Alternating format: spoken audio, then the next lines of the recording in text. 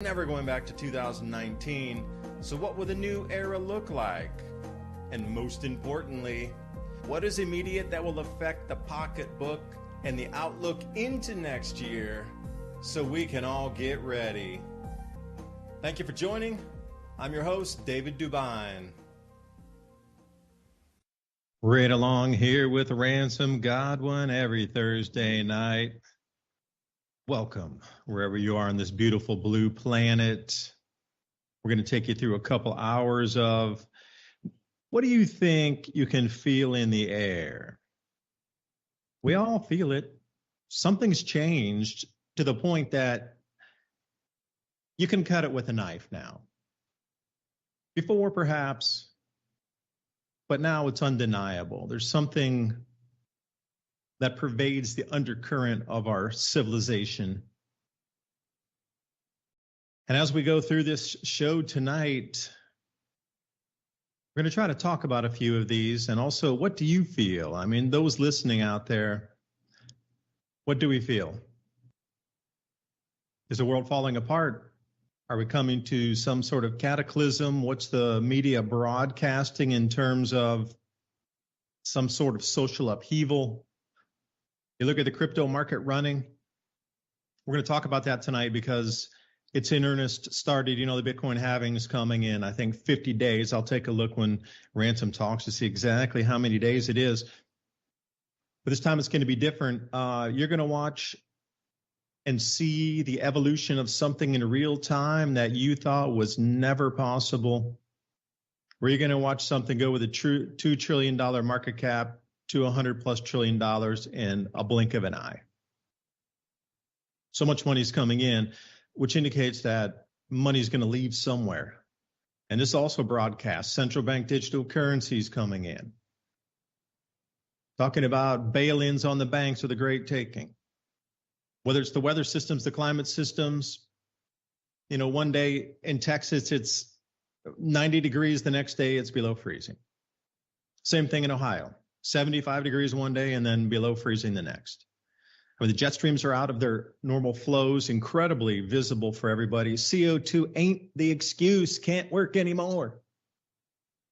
People aren't buying it. It's too much, too fast, too wicked, too fast. And then the Indian Ocean forecasted cooling through new models would be, I mean, an absolute shocker. What it took to warm from the 1980s to what we see levels in the Indian Ocean would drop back to the 1980s levels in less than a year.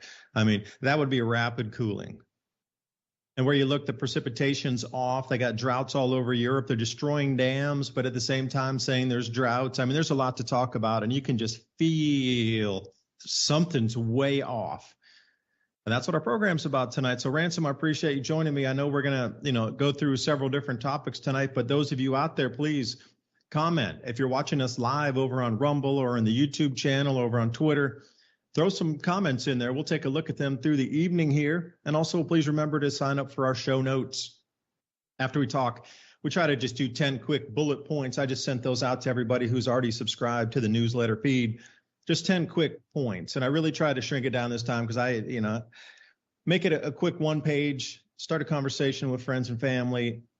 And if you missed the show or you want to share with others, that's over on oilseedcrops.org, like one barrel of oil, seed like one seed you plant in the ground, and crops like each year we harvest crops. That's plural, CROPS.org. You'll find the MIAC show right there. Real easy on the top nav tab. But anyway, Ransom, thanks for joining tonight. As always, a pleasure. Welcome. How's it going? Yeah, you see the whole landscape of the lawfare portion of the Great Reset. I think that's what's kind of going on. And, I saw a really good video with Max Kaiser on it talking about, the whole era of bonds and interest and, basically the U.S. dollar it's necessarily going to pop. And now that the world's into a more commodities market, you're about to see food problems around the world as no more globalization as far as this is what's funny is he made a really good point, and I think people notice it. It's the explanation of why you have less choices at the store. It's because of what's going on you are going to have less choices of products at the store. So countries are going to be dialing back exports and keeping what they have, because we're now moving into a straight commodities market. And, depends on who has the food, on who has a good market now. It's not about the dollar or the petrodollar. We're moving into a whole new phase. And that's kind of what we've been talking about. They're going to switch over to this central currency that you have to do everything on. And if you're not part of that system, they're going to limit the amount of products and basically food that you could get from different stores. And we talked about the food deserts that are appearing everywhere, and that's a real thing, and it's about to increase. Now imagine when these little shops that are only selling GMO goods, let's just put it simply like that, food-like stuffs, obviously that's not a nutritional source to keep a population nutritionally fit. I mean, you can't just eat filler basically and survive. But the problem is a lot of the population right now, that's 90% of their diet already, right? So we're about to see a weird thing when even that, and I'm sure you saw the CEO of Kellogg's on TV trying to tell people that, we're going into a time of saving money. So you're going to have to save money and eat cereal for breakfast. Well, guess what? Cereal's made out of all those grains that are now in question worldwide. And I wanted to get into later showing people the amount of conflict and war that's going on the planet right now, because I think a lot of people really don't understand the extent of how the world has been segmented off into zones, either, unstable zones and other zones. They're doing different programs in each. And then when you look at the bigger picture, you could see the entire belt of the equator has, things going on there where you can't go to. And then you're hearing like all of these financial experts and business people that have moved to Costa Rica and El Salvador talking about it's like the frontier of freedoms and financial privacy and private property. And it's the exact opposite what they're saying of what's going on in the U.S., where properties are being absorbed by every bank, real estate agency, and corporation at an astounding rate. And it's going into an exponential area where in just 50 years I really don't see too many citizens owning their own property at that point. But as far as right now, a lot of weird stuff's going on. So I'm sure you saw that the New York City, what is she, the district attorney, I think she is suing the meatpacking plant over the environment. So that's where we're about to go. The stage of lawfare where they shut down our food resources and everything in the name of saving the planet. And,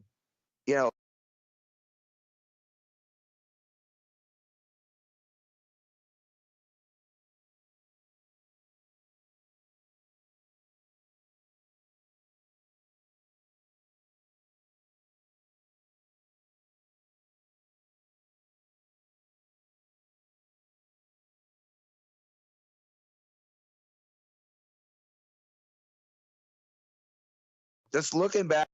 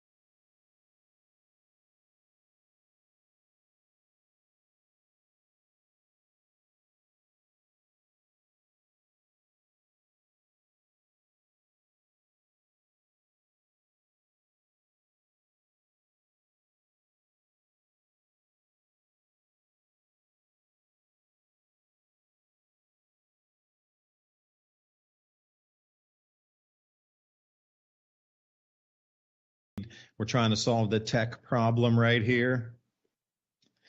And Ransom, while you work on that, I'll just respond to it and then jump right back in after, because we do live in the most Goldilocks 150 years to 200 years that this planet has given us in the last 10,000.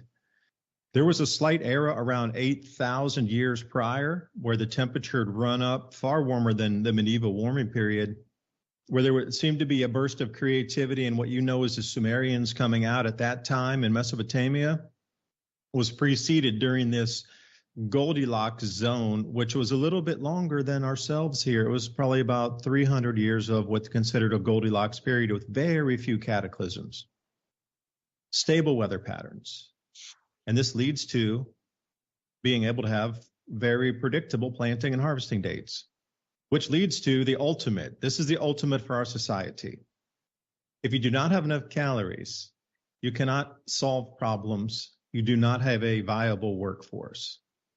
And this is the thing after these resets, these mud flood resets, or whatever you like to term them, global liquefaction events, electromagnetic induced or created, triggered, for a better term, volcanic eruptions, along with these quote unquote mud flows that emanate from the Earth's crust. It takes them so long to come back to some equilibrium balance to have a workforce, to be able to grow enough food, to have the extra children and have extra population that's well enough fed to then go solve those problems of engineering and simple basic work to grow the food and clean off the debris to have a functional system, again, that infrastructure. It's this ebb and flow of that destruction, repopulation, recalorific, well, I don't even know which word I'm looking for, but growing enough calories again to push into the bellies of the populace, to allow them that extra bit of thinking time, creativity time, and the stability knowing that they will have food instead of your basic needs of all the time in your day is just pushed into feeding yourself and finding clean water and defending yourself and trying to keep your habitation well enough where you're not invaded by lions or, get the insects out of there. Now, if you look at Africa and parts of India, there's an enormous amount of the population in these areas that spend a majority of their day trying to cover the basics. So they don't have this extra time to go out and do things to start trading on the stock market or, open up social media channels. They don't even have internet. We got Sound on Revolution Radio fixed. Yep. Okay. We're back on Ransom. We're back on Rumble. So again, even in our modern day, there's still areas on the planet where a majority of the lion's share of the day's time is spent for the very basics of food, shelter, water, hygiene. That's it. Like we in the West, we swing to the pendulum over where that is not even on the radar of even using a smidgen of your day, and everything else is spent for pleasure or trying to follow dreams and, move up and create. Okay, those are two spectrums. But after these resets, this Goldilocks zone that we're in has provided all this extra food for us, along with the Green Revolution, to bring most of our world back into the thinking and the creative problem-solving time. But when we swing out of that, which we are, the jet stream, just electromagnetic shift on our sun and our solar system in a wider fashion, and even further out into the, next couple of star systems, looking out at Betelgeuse, and expanding, glowing. And there's an enormous amount of activity in the spiral arm of our galaxy, which shows that there's an energetic change across the entire spiral arm, which is obviously from a Berkey current or something from the center of our galaxy that's changed in the energetic flows. I mean, the Mayans mapped this out forever. We're coming back into another very unstable time. So appreciate the Goldilocks zone while we have it. And Ransom, I'll leave that back to you again, because like you said, we have been in one of the most stable climate times in the last multiple centuries. So back to you, man. Right. Well, my point is that, we're in the most stable time. And at this point, we're the wrong people are running things. So instead of the traditional producers throughout history that have created and sustained civilization, i.e. the farmers, the ranchers, domesticated animal caretakers, whatever you want to call it, sheepers, herders, and milk producers, cheese producers, all of those things. Those are the things that they're attacking now, and they're doing it through lawfare. We know there's been a long history of attacking the Amish for what they do. They produce because they're producers, but now you have actual government, local governments like New York sues meatpacking JBS over, weather. We'll put it that way. And I'm sure the readers could, I don't want to use the algorithm key buttons, but they attack climate on so many different ways and then have things that are unrelated to that. And my point is that all those times through human history, we're talking tens of thousands of years, people were producing, which drove societies and created civilization, period. And all through those times, we had volcanic activities, solar cycles that affected things on Earth. And now they're saying, don't worry about none of that. It's just you as the populace. And I was pointing out they have this program in New Mexico, and they're calling it Go Vertical or something like that, which they're enticing people to move into basically modern pueblos, where everybody is packed in together. And unlike the pueblos of the past, most of those people would have been the interfamily, the village of people that are related to each other. What we're talking about is putting complete strangers, packing them together. And everyone knows how, government housing has turned out in other places. But what they point out so much in the article, and I'll bring it up in a minute, is that their concentration and their concern is about density. And when you reflect that against Agenda 2030 and some of these maps we talk about, and the super state city that's being created everywhere, you know that they're putting the people from all over the sparsely populated equatorial zones and packing them into smaller countries. So, and you can equate that little story locally to the global pattern that's going on. It's about density, to pack as many people as possible in as small an area as possible to protect the planet. So, and I don't know when I got muted off or whatever, but we've seen through the communist regimes in the past that it doesn't work well when government authoritarians take control of the perceived ecological environment and how it works or doesn't work.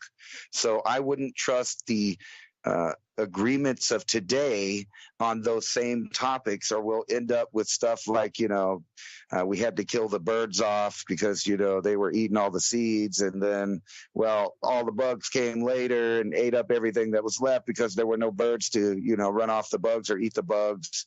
I don't want to live in that world. And things like this, suing New York meatpacking giant over the environment, is as silly as those ideas. But what's scary is it shows you that those people are in charge now, and there is a real Marxist, communist world government revolution happening worldwide.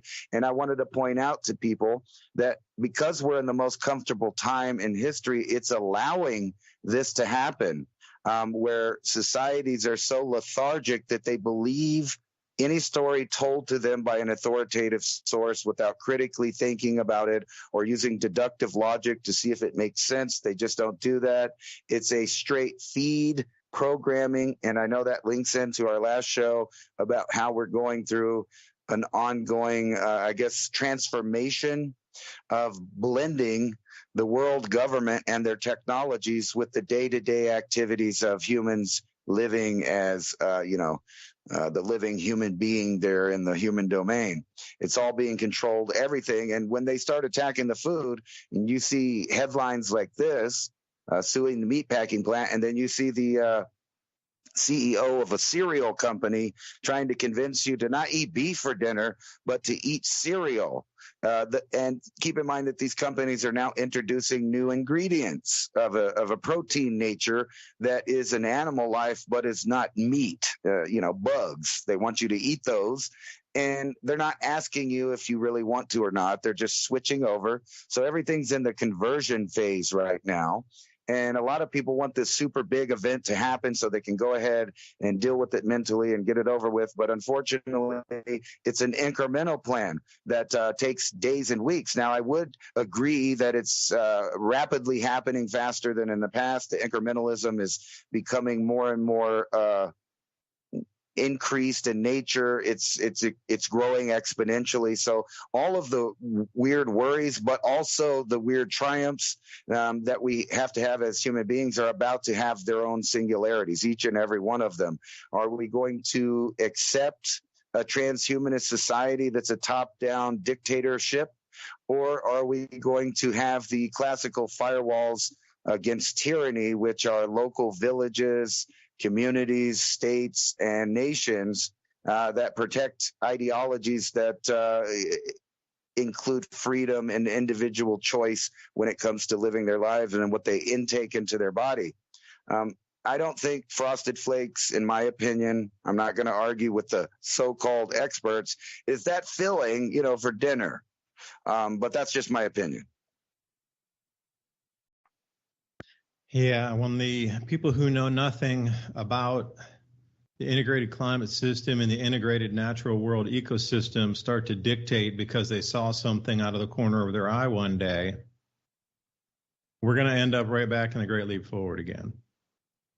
And that was the whole thing about that is what you just described there. And I'd like to maybe go into it for a little detail because I lived in China and worked there for a few years. And one of the things that I was always, when I would bring it up, people would shut me down every time because in China, if you bring up anything negative about what Mao did, it's suddenly, they got to defend Mao. So if you're just talking in public, they chastise you, even though it's your friend, they tell you to shut up because then they lose face or somebody might call the police on them for being subversive. It's still very scary. And that's way, way, way before the social credit system. This is like 2006, 2005. Leading up to the Olympics. And then after that, I left because I knew it was over. The heyday was over. Just like we know that our society is apexed already, probably around 2019. We had that really big burst of apex in 1999-ish was a good one, 98, 97, 98, 99, and that 20 years. And then we had another apex in 2019, Airbnb, and everybody was flying everywhere. The world was on high, and then everything was booming, and you knew the next day was going to get better, and then suddenly it got slammed down. And we saw COVID come in. So anyway, I'll take it back to China and the stories that I heard and read about because it fascinated me how so many people, they say about 30 million people starved to death there. And out of 30 million people, that's just a huge, enormous amount, like crazy, bigger than world wars. And it's just not even a blip on the radar there in China. You're talking about billion plus and 30 million, whatever.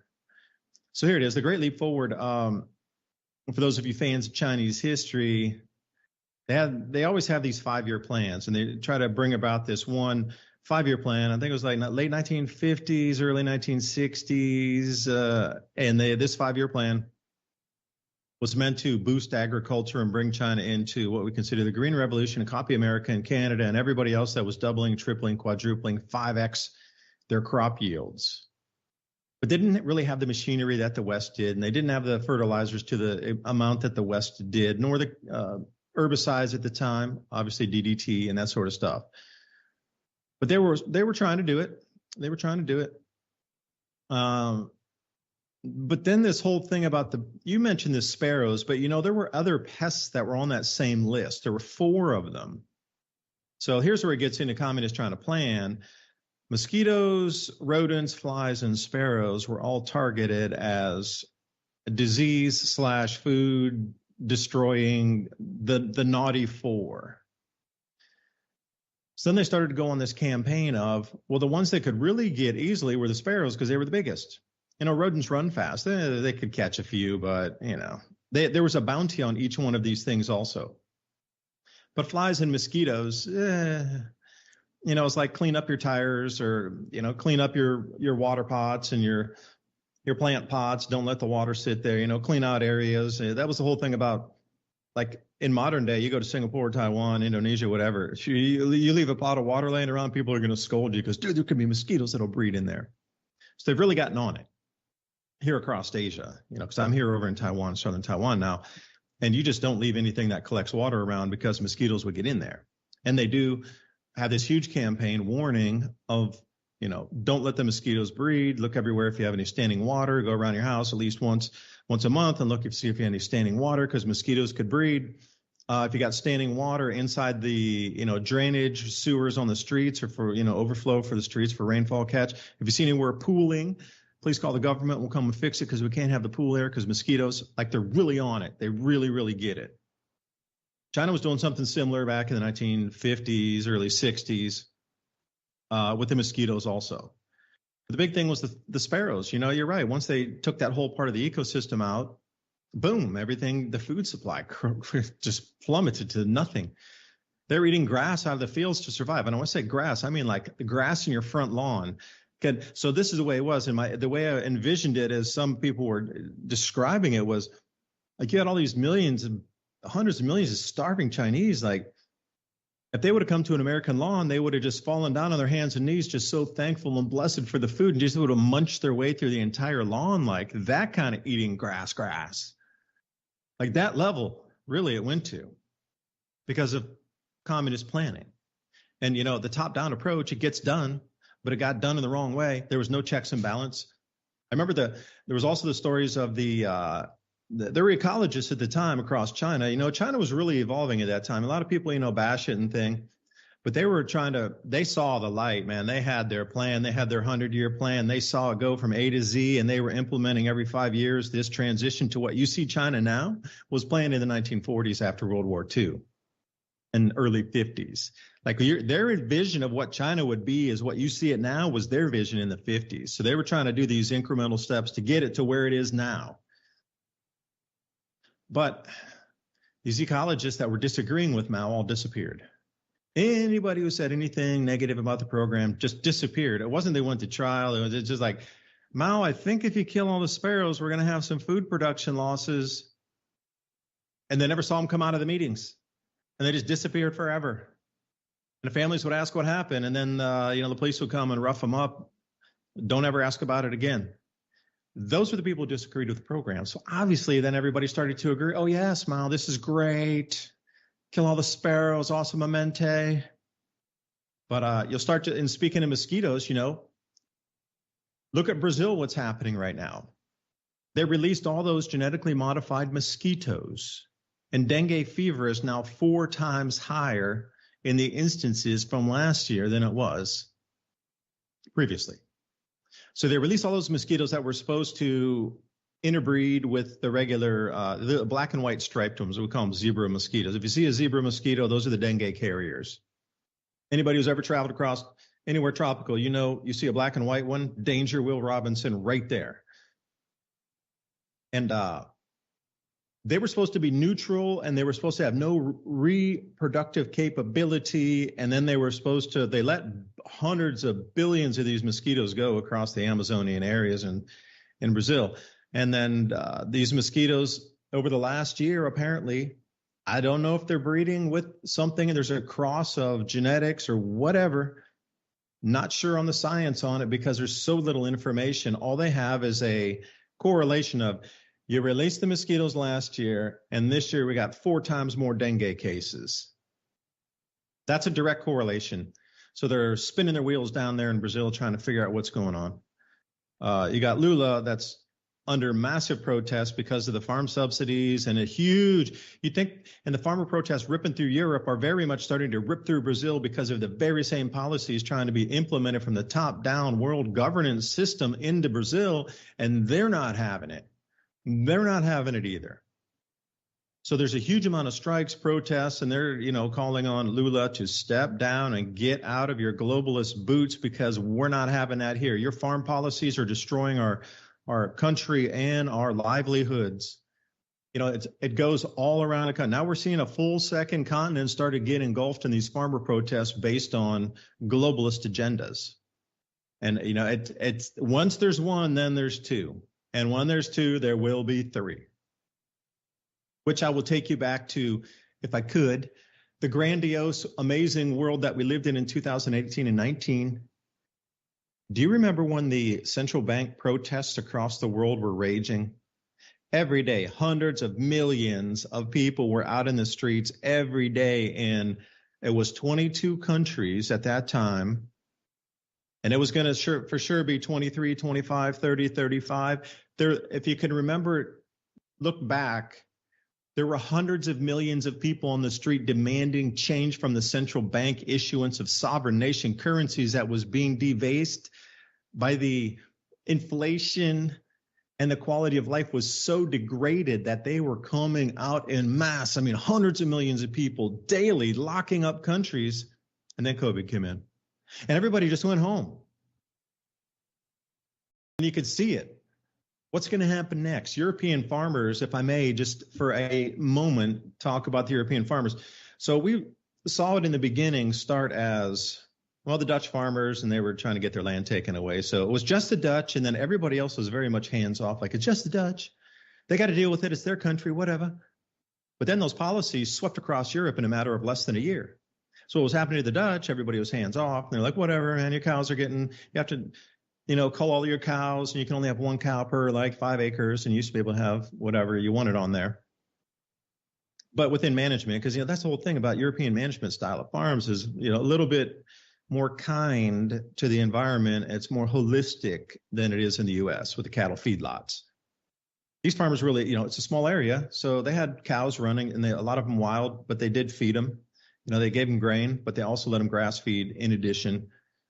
They were told they had to reduce their herds and sell their farms. And then if they didn't sell, they were forced to sell under eminent domain, and they got 20% more than market value. But a lot of those families, those were multi-generation farms, like 5 generations, 3 generations, but they were forced literally at gunpoint to sell their farms. So everybody had that hands-off approach. Well, it's not our country. And then suddenly 9 months later, it was every country in the EU. And they realized, oh, sheesh, we should have come to the aid of the Dutch, but we didn't. But now it's happening everywhere, and the cat's out of the bag, and every farmer realizes in unison across the EU that there's nowhere to run or hide anymore. It doesn't matter if you're in Estonia or if you're in Slovakia. Doesn't matter. If you're in Italy, in the mountains, you can't hide from the legislation anymore. That bought you some time, just keeping your fingers off and not protesting. It only bought you time. It didn't buy you invisibility from the machine marching forward. So now every farmer realizes they're next. And in Ransom, you and I talked about this. Once they have no hope, and they're all realizing it at the same time. Now they've gone over to stopping trains on the tracks coming in from Ukraine and pulling the chute levers and just emptying the grain out on the tracks. So if any of you have ever seen these grain trains, now some of them in America are more than a mile long, like a mile long, half mile long, takes 10, 15 minutes for them to pass. The ones in Europe aren't as large. They're probably about 4 to 4 minutes would be a long one. So you're looking at about 100 to maybe 150 cars running grain on rail to take it in. But they would just block the tracks with their tractors. Because apparently there was like this, again, why is Telegram being demonized? Because Telegram sharing was telling you the routes and the times of passage of certain trains coming out of Ukraine laden with grain through Telegram app messaging of you need to go to this place, this town, and this train will pass at this time. And they would just sit there and wait, and the farmers would block the tracks with their tractors, and the train would stop, obviously. And they would just get out and all run in and pull the chute, pull the chute, pull the chute, and all the grain came dumping out. Well, then the whole rail system's blocked because you got, 1,000 tons of grain sitting on the tracks, and it's all wet and moldy. Nobody's going to buy it, can't put it back in again. So this is one way that they're doing it currently. And also anything transiting across national borders, as I talked about, in Croatia, the business owner, restaurant, said he was forced under the new EU mandates, because Croatia is a full member using the euro now, was forced to buy Spanish squid when they have the Adriatic Sea an hour and a half away from Zagreb where they can get squid. But he was forced to buy the squid in another country and transport it across the EU. So what they're doing now is anything coming out of anybody's countries, if it's not from your country, they're stopping those trucks. They're not harming the drivers or anything. They're stopping the trucks and they're opening it up and throwing all the produce out the back, right on the highways, right on the streets. So then again, that blocks traffic too, because you got like, 100,000 tomatoes tossed out onto the highway. And this is the new method that they've gone to. This has swept through Europe so quickly that it's blindsided anybody there. And if you've watched the latest videos on how farm equipment can just rip through blockades, barriers, barbed wire, X posts, and anything else, fencing, gating, whatever, you should see how quickly the farmers ripped apart all these barriers going around the EU headquarters in Brussels. They just went through it like, I'm not even going to say knife through butter. They went up with their buckets and ripped and backdragged, and it was gone like 200 feet of it. So these police were all like, yeah, you're just trying to spray them and spraying pepper spray and spraying them with water cannons. Like, you're not coming. And it only took one tractor to rip away like 200 feet of barrier in under 25 seconds, backdragging it. And you should have seen the police. I thought they were going to crap their pants, being all tough guys behind the fence, shooting pepper canisters and, this kind of thing with the big water cannons. And they ripped all the barriers back, and you should have seen them. They looked like naked, drop. It was I can't describe to you the response. Like they thought they were all safe behind the barriers. Hundreds of tractors, thousands of protesters, and then the barriers got ripped away, and there's only like 20 police behind there. And they're like, oh my, that's not safe at all. And then they backed up and took off and split out of their positions. Now this is happening in Brazil. So, South Americans, feisty, if you ever dated a South American girl or guy, you know what it is. Very vivacious in the arguments and very vivacious in the life. And there's a different way of looking at things, and they don't back down. That's the whole thing. Arguments, So it is sweeping the planet. So Ransom, I think that when you're talking about food labeling, less food in the shops, less choices, et cetera, this is just going to amplify. But here's the thing that I wanted to get across. That's what the elitists want. They want the food supply to stop, but they're making the policies so we, the people, stop the food supply. And that's the most nefarious thing. The policies they're passing are making us do their dirty work, because if the globalists were going to stop the food supply, the entire population from mom and pop to the kids and everybody in between would be overrunning all the parliamentary buildings, and everywhere across every Capitol building would be inundated, surrounded by millions of people going, you can't cut off our food supply. But all they need to do is pass the legislation that causes the farmers to get so angry that then they start to protest and cut off the food because of the policies. And what happened is the same end result. The food supply is being cut off by the people because of the policies. See how nefarious that is? I'm trying to wrap my head around it, Ransom, and I think you might have an idea of what I'm trying to impart or continue the conversation with. So please, go with that idea of how they've got us to do the dirty work for them to achieve the end result they couldn't achieve on their own because they would have been overthrown trying to do it. But the people doing it is now the people doing it to the people, which is like, how did they get that chess move on the board, man? That is crazy how they did that. Well, they probably just looked back at history and, looked at every little conflict that started and what happened at the beginning when the armies were consistent of people from the nation they lived in. So in other words, now you're looking across Europe and you see them panicking. So you see Italy and France and all of these other countries now saying they're going to contribute troops to the Ukraine effort. And what's going on in the background is that farmers were upset and were calling them on their programs of future starvation and control of the food. And they've destroyed the roads. They've, plowed fields. All kinds of weird stuff is about to pop off. But there's already this pre-planning preparation that you see going on. Whether it's intentional or not, it'll have the same effect. So if you were a force and you wanted to consolidate the population, you would try to get them to city centers and more populated areas. because it's easier to deal with smaller populations in areas that you might want. So if we were going upon that logic, and let's see here, let me put it on screen for everyone, and you wanted to look at where all the conflicts, maybe all the food is actually coming from, you'd look at stuff like this. So here's the ACL-ED conflict index. And when we look down here at the map, of course, you see Ukraine, but they now have the United States, Russia, and I'm sure that if you look back at this map soon, it will include Italy, France, Spain, the United Kingdom, all of the people that are lining themselves up to take sides in this future Eurasian conflict over the Ukraine. And I might add that all through history, this is basically the area where massive wars have been fought all the way into antiquity, up into the world wars that we just had. And, just look at the list of these countries, though. And if you pay attention, the ones in red and the ones in pink, which are supposed to be, extreme and high danger due to wars and civil wars and other things, are all around the equatorial region. And they're all also where the ancient world used to live, where their population centers were. But now those population centers are moving. So if you're wanting to consolidate population around the world, let's say for the goal of protecting the planet, you would increasingly move the populations into city centers.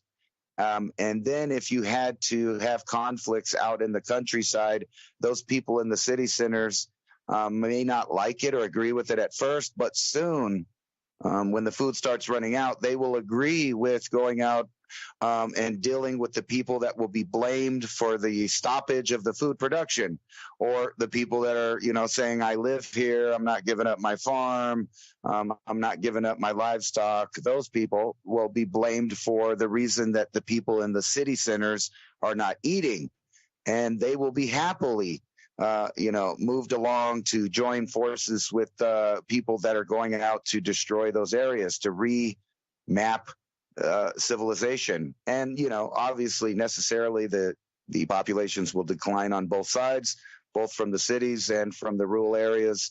And on this map, you can see, everywhere that food grows. Basically, you have Mexico, Brazil, Colombia, Guyana, because they're about to get invaded, Guatemala, El Salvador, and then you move over into Africa, and it's all the places where we know there are underground aquifers, and the last of the biodiversity is in the Congo, the Chad, Sudan, Ethiopia, Nigeria, Niger, Mali, the Republic of the Congo, and then we have Libya. And I would say that you could go ahead and include Egypt because of the regional war that is now breaking out in the Middle East. So you could include Saudi Arabia, Qatar, United Arab Emirates, and Oman, because they are on the side of the U.S.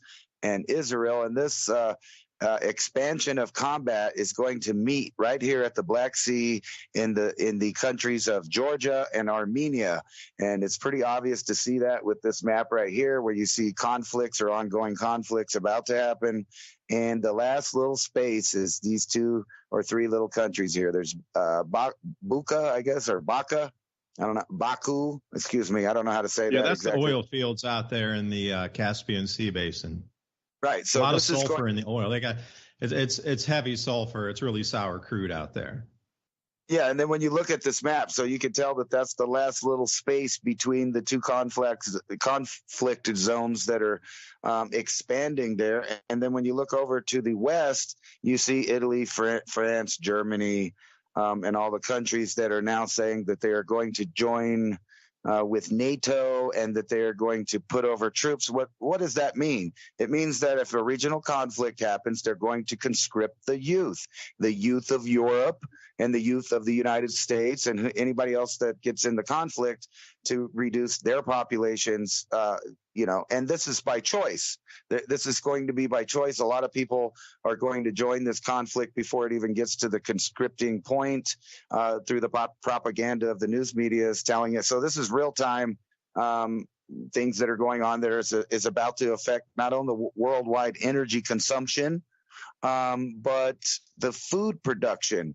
And it gets back to what I was talking about, Mike Kaiser saying, I forgot his name. But he was talking. Max Kaiser. Yeah, I've been trying to get an interview with him. If anybody knows how to reach out to him, please tell him David from Adapt 2030 wants to do an interview with Max. Right. And he was talking about it being completely changed over now to a commodities market as it stands present. Well, what does that mean as far as like a map that we're looking at here? That means that this is a commodities war. That means that the last remnants of powers on Earth are scrambling to get a hold of the last areas and all of the areas that can produce commodities so that they can have it internally compartmentalized for the conflicts ahead in the next decades. And, they're even listing, the United States because, of course, we're about to enter into these regional wars in Eurasia and the Middle East. And you can see the entire focal point would be the Ukraine grain fields and this area right through here that grows all of the food for Russia, which is on the Russian side as well. So if you can get this part of Russia completely bogged down in a war and Western Europe starting to, break apart in a shatter belt, taking sides, which is absolutely what happens every time, then there will be zero production from France all the way over to Russia. And that means a lot of starving people. And the same thing will happen in Turkey, Syria, Iraq, and Iran. And then over, of course, Africa is already compartmentalized, basically. But then you move over to where we live, where we've traditionally been safe from these kind of things. And like I've been saying, I think we're about to have a combat zone along the U.S.-Mexico border. And that's exactly why they list this on this list. And then you have Colombia, Venezuela. Well, they put that as extreme. What? When you were moving the map around, I was kind of focusing on Brazil and Nigeria and thing. I didn't see Mexico right there. Sheesh. Yeah, they have Mexico listed. So down here, further down, and I went to a couple websites. They all basically have the same. They have Myanmar. Or Myanmar, if I could talk, Syria, Mexico, Ukraine, Nigeria, Brazil, Yemen, Iraq, and then you got the Democratic Republic of Congo, Colombia, Palestine, Haiti, Afghanistan, India, Sudan, Guatemala, Pakistan, Honduras, Somalia, Bangladesh.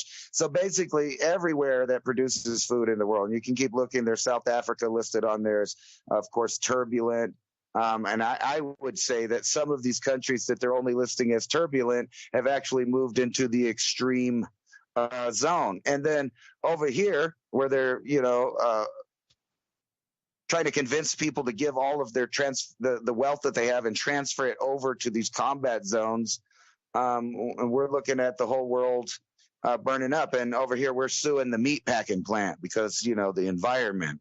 And they're telling you eat cereal for dinner. When I was 17 or 18 or a bachelor, maybe a bowl of cornflakes when I was on a budget might have did for a bachelor dinner, but that's not going to sustain anyone. And if you're not growing food right now or looking forward to setting it up where you can grow food, there's going to be some really hard times here, because what happens there eventually dominoes to this side of the world, whether it's actual combat or strife over here, which will take more time, I think, because we have to go through the lawfare phase here. So we're redesigning our entire civilization as far as it goes on how citizens and government relate and what's legal and what's not legal. So we're fundamentally transforming that here. When they're done with that, then we'll be at the European phase that they're in over there, where they're trying to regulate people off of their land. And if we went back just 1,000 years, what we're talking about is massive wars fighting over people's basic homes and homeland, or their traditional land that they lived on, farmed on, and raised animals and stuff throughout civilization. So we're seeing a continuance of basically what you've watched on the History Channel when ancient powers like the Romans and different groups moved around and changed the map on us. That's what they're doing now. And the main point, I think, is this decade of reduction of population and consolidation of populations in designated areas. And that exactly what they're even openly saying in different places where they're designing neighborhoods, and they want to put everybody inner city. And that will make it where when you have the central currency and you live in the inner city, You'll have to play by their rules, and everything you do will be mandated and regulated. Otherwise, you won't have that little card that they've already brainwashed, I'm going to say, a third of the public to use already in the form of SNAP benefits and food stamps, which is basically the digital soup kitchen card of the future.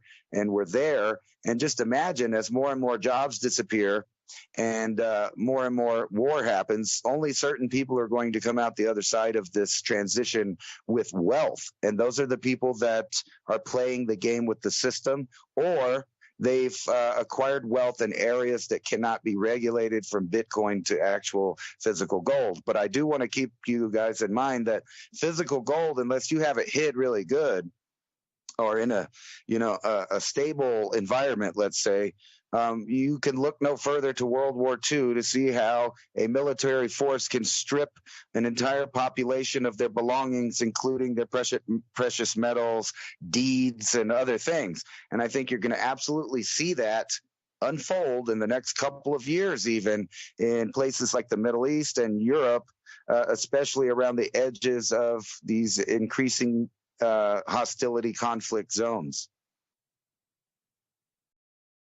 And as we get on the break here, hey, Revolution Radio, thanks for letting us talk. And anybody who appreciates free speech, please consider a donation to Revolution Radio to keep it on air for the production costs. That's revolution.radio. Check out the donate tab in the top browser bar. And Ransom, that map that you had, Republic of Georgia, I was considering moving there because it had survived and would be one of the most stable climates during the grand solar minimum or any types of very large climate change, because between the Caspian Sea and the Black Sea, they've been growing grapes and wine for vineyards and wine vines for the last 8,000 years continuously. This is Mysteries in the Histories. Over a period of 6 weeks in 1994, the small town of Oakville, Washington was hit with a bizarre string of storms that rained weird gelatinous blobs all over the town. And then people started getting sick. This is the weird and still unsolved mystery of the Oakville blobs. It began raining the clear gelatinous goop on the 7th of August. No one knew where it came from or what it was. The blobs contained similar-looking white cells as humans. People in the town who had contact with the blobs began feeling sick and scared a few hours later. Residents in the small city reported that what fell from the sky was not water, but gooey, slimy, clear and translucent blobs the size of a grain of rice. Over the next 3 weeks, in an area measuring 20 square miles, there would be 5 more events of the terrifying ooze raining down on unsuspecting citizens. There were reports of people developing flu-like symptoms from contact or proximity to the blobs, even of animals dying. The very day of the raining blobs. So what was it? And was it making people sick? A sample of the Oakville blobs was sent to the Hazardous Material Unit at the Department of Ecology of Washington State. Once received microbiologist Mike McDowell found 2 species of bacteria in the Oakville blobs, stating one of these was known to infect the human digestive system. But scientist Mike Osweiler of the Washington State Department said they found a number of cells of various sizes and 2 types of bacteria in the blobs, but were unable to identify them. They did, however, note that the cells did not have nuclei. This was significant because it refuted a previous claims that the blobs contained human-like white blood cells, which do have nuclei. So what were the Oakville blobs? One theory is that it was jellyfish or parts of jellyfish dispersed into rain clouds by bombing runs carried out by the Air Force. Another theory, fluid waste from an airplane toilet, but the U.S. Federal Aviation Administration pointed out that this would have been blue, not translucent. Still another theory is that of an example of panspermia, an event dropping the unknown cells down upon the Earth.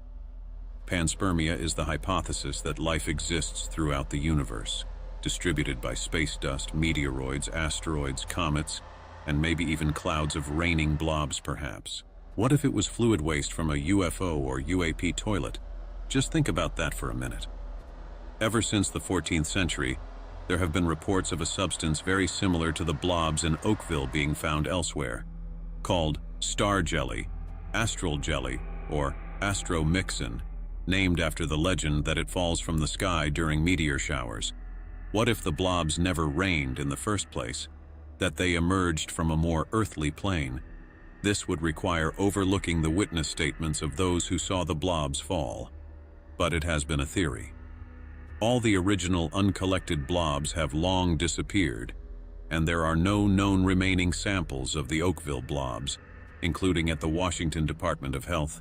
They apparently have no records of ever receiving any, but allegedly, the Washington State Department took all known samples and somehow misplaced them. Inter alia, frog spawn, sodium polyacrylate crystals or algae have been the source of other blob events. However, there are many unexplained instances of the raining goop, including in 2013 when slime was found at the Ham Wall Nature Reserve in Somerset, England. Despite sending samples for DNA testing to the Natural History Museum, just like in Oakville, no conclusion was ever reached or explanation given. Raining blobs of Oakville is another one of the great mysteries in the histories.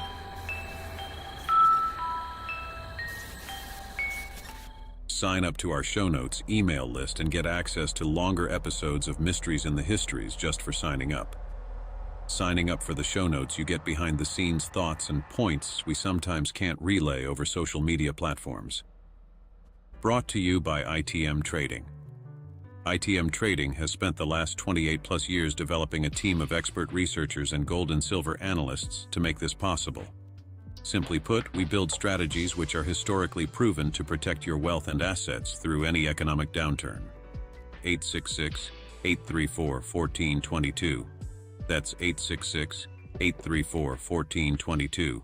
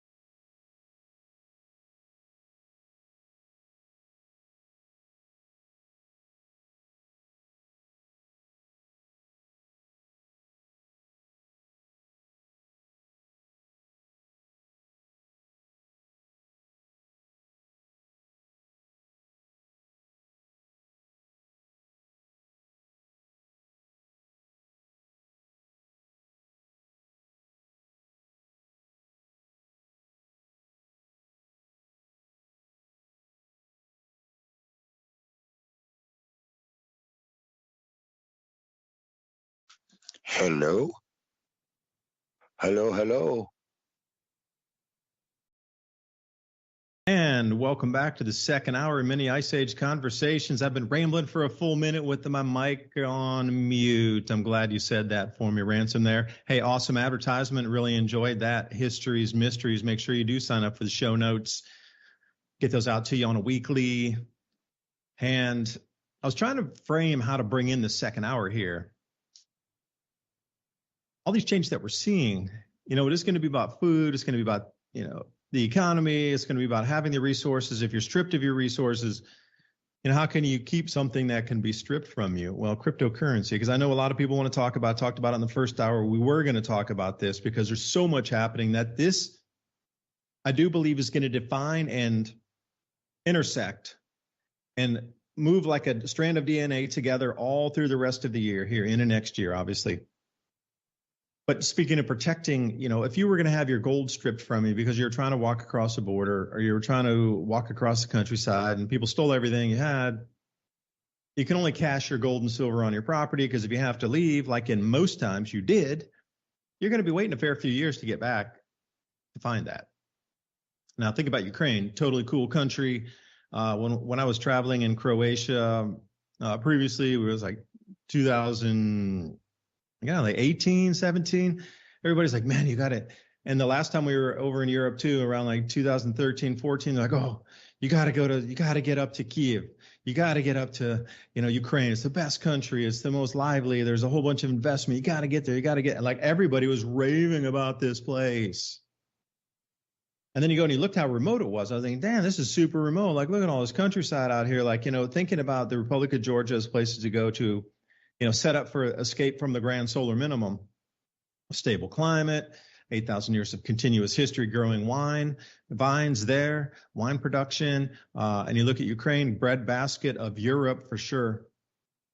I'm thinking, all right, these places would be cool to set up. But now looking at it, imagine if you had your pullback position in really remote Ukraine and like, man, nobody's coming out here. We'll be able to survive this out here. Like, think about all those things in history that people have thought. Like that story of Guadalcanal, a guy from Australia saw the war coming and was like, dude, I'm going to move to the most remotest place in the world. Nobody will ever find it ever. This war is just going to we'll pop our heads back up after a few years and they moved to Guadalcanal. So these things happen. Like if you were in Guadalcanal and you had your gold and silver and all your stash with you, do you think you'd be leaving Guadalcanal with your stash? I don't think so. You could bury it, but you got to come back 20 years later. The same thing. You're going to run with your assets. How are you going to run with them? We saw through history, things are stripped all the time. Cryptocurrency is a way around that because all you need is a 12 or 16 word key memorized in your mind through a story. Most times people do a story. The elephant went to the White Mountain, and then some of these are your keywords that when you write down the story and remember it in 6 or 7 sentences, that you can remember your key and then just reset up your wallet in a different country.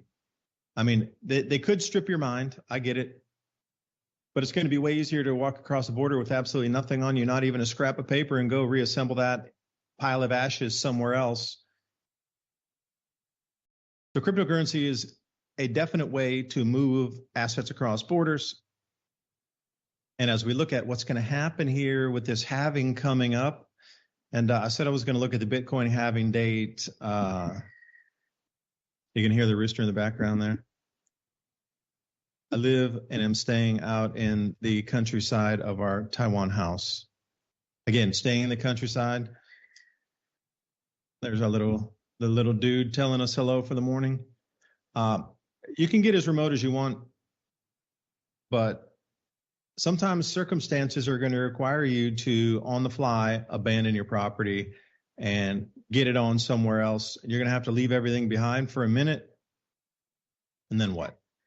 You're going to have to think about starting over, and you can go back and get your gold and silver that you stashed somewhere on your property. And crypto seems to be the new way to do it. Now, a lot of people don't like it. They say it's the mark of the beast. I'm going to say your credit cards and the banking system are mark of the beast also in a light version. I've heard the excuse, well, when the power goes off, you don't have access to your crypto on the internet. Well, when the power goes out, you don't have access to your ATM cards and none of your credit cards work either. So it's same, but different. You get the purists trying to say, well, your credit cards won't work and the ATMs won't work. Well, go try to do that in a power out in an emergency situation where they actually turn off the ATMs so people don't loot them. Your credit cards and your ATM won't work there either. Bitcoin halving, 52 days from now. Now, what's different about this one? I'm trying to preface the next hour here, and I know Ransom's going to run with some good ideas after this. Cryptocurrency in its infancy from 2012 and the first halving, and then the second halving 2016, and then the third halving in 2020, and now we got 2024. This is the halving where, Bitcoin gets scarce after this because they're only going to get, I think, 3.25 Bitcoin per block when they solve. But institutions are coming in. If you go back the last few years and you look at the history in cryptocurrency, especially in like 2016, 17, when they were demonizing it left, right, and center, it's only for, this, that, and the other illicit use. The entire media machine demonized this entire space as long as they could keep the firewall and push back against the wall until Wall Street came in and set themselves up to now control the market. You heard from day one, this thing's a scam. It's going to go to zero. But now I think there's 20 firms, 20 Wall Street recognized big banks, Citibank, JP Morgan on the way down, all starting their exchange traded funds revolving around Bitcoin. So put this in perspective. You have 20 new stock market listed players coming in to start their own trading funds just for Bitcoin, but they need Bitcoin. They can bid at any price and buy it at any price. So currently the market value is around 2 trillion. We'll call it even. It's a little more, but it's around 2 trillion. For this to fully functional, to be functional and operate in the world we understand it as, where stock market can be bought and sold and ETFs can be exchanged, and this ecosystem is going to require about 100 trillion in capital. And that's if no more ETF players come in. So if it's at 2 now, they're looking at a 50x run up just on the demand from Wall Street. Now, this is not financial advice. This is just what everybody in this space is talking about. So generally, they would look for, Bitcoin to probably top out around $220,000 to $250,000 this cycle. But everything's going to run with it too. So if you've been holding on to some of those crap coins and things you wanted to get rid of, and you're just like, oh man, I only got like 20 of this, so it's not worth anything. Just hold on to it through the cycle here. It's going to take you another year, but you'll be able to get out of that. Not a financial advice. I'm just saying through the past patterns, when it rises, everything rises, and you can, something that's a few cents now will be a few dollars later. But the understanding of this demonization of this entire crypto space into sort of mainstream acceptance now through main banks and Wall Street players and listed companies on Wall Street saying, hey, it's a great thing. We're going to all invest in it. By the way, mom and pop, your financial advisor has just advised you should join and put some of your money into a Bitcoin ETF. Can you imagine the shock on people's faces when like your mom and dad or whatever, everybody who's like, that thing's going to zero, is told by their financial planner, you need to think about allocating 5% of your retirement savings into the Bitcoin ETF. That in itself is going to change the metrics of money on our planet. Everybody on the entire planet is about to realize that this thing has legs and it's a real deal investment. There's gold, there's silver, then there's money in the bank. And you're going to watch a reversal of what had just happened over the last year that sank Silicon Valley Bank, First United Trust, and all these other ones that had bank runs because people were pulling their money out. Banks were offering 0.25% in interest. But then there was these money market funds over here offering 5%, 6%, 7%. Just move your money over here. We'll give you 5%. We'll call it even 5.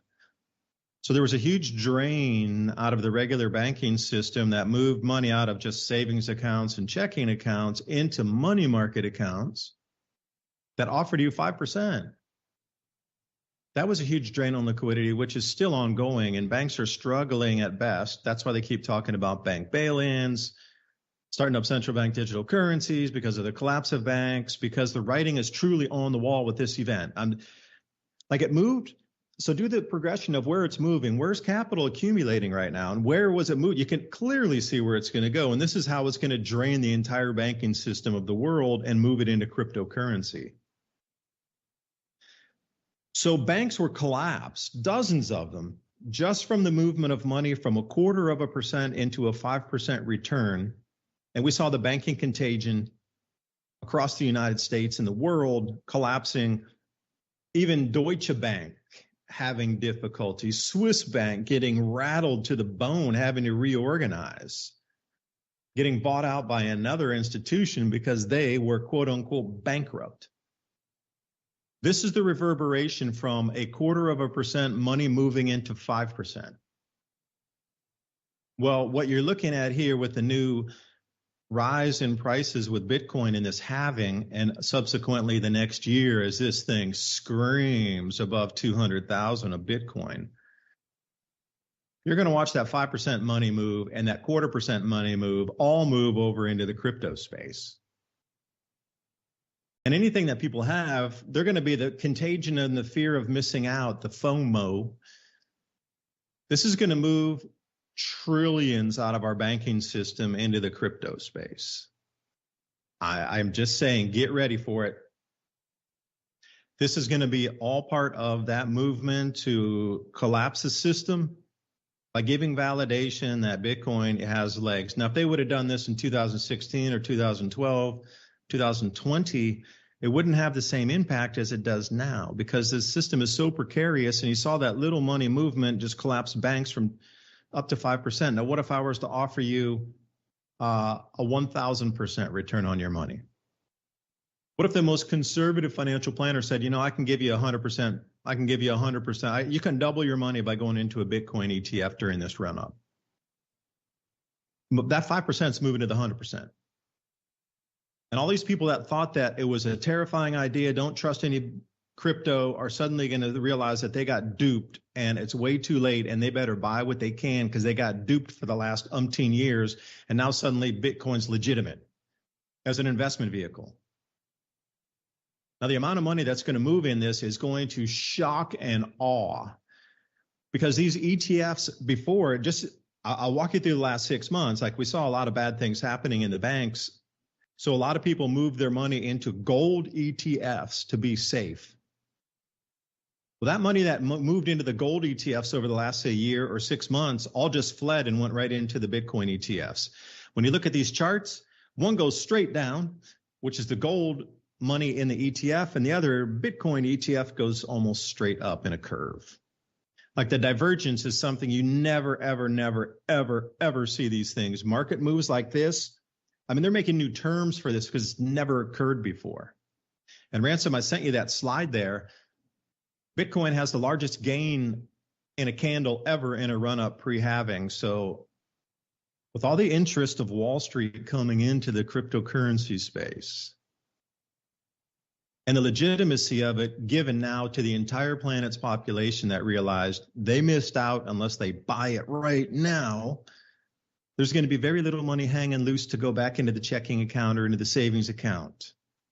It's all going into the crypto space. Now, Ransom, I'm going to pose the question to you then.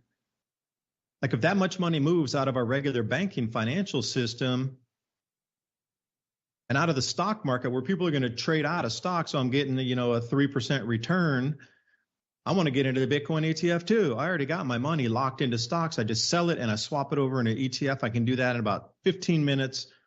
And then I'm in on these big gains running up on the halving. This is going to affect the stock market too. People are going to want to exit out of the stock market and get into the Bitcoin ETFs. It affects everything from pennies to dollars to stocks to bonds to real estate and everything in between.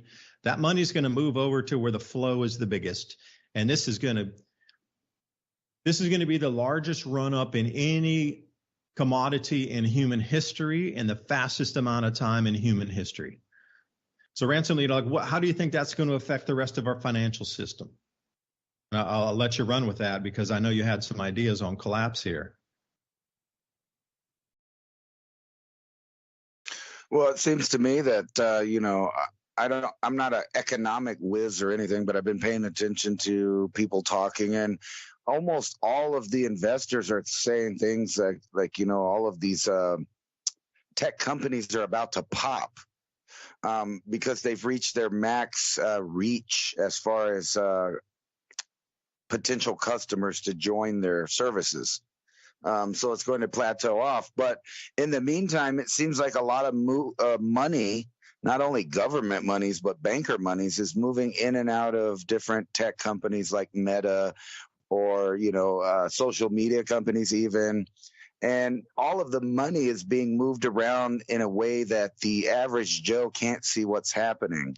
They just don't know where it's going. And, I bought into a bunch of cryptocurrency a few years back, and everything got so rough for a while that we ate that, we paid bills with that or whatever. And I made small gains on that in just the short amount of time that I was doing it. However, if I would have left all of that money alone, almost all of it's tripled or quadrupled by now. But now I sold it off because I needed real cash or real commodities in real life. And I think that's kind of where the population is sitting at. A lot of their older, kind of investments like 401ks, I've noticed a lot of companies are dropping those, and they're not even offering that as an option for workers that they employ. The entire workforce is cut back.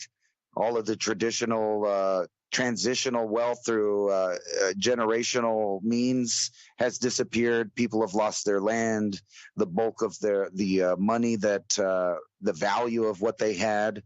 And I think it's all going to come to, a head at the same time as they go ahead and pull the rug out of the paper dollar money. I mean, what a lot of people, a lot of other even leaders in the world laugh at us because they know we're completely run off the central banks, where they, print money and then we borrow on that money. There's never anything really there. If they need more money, they just print more.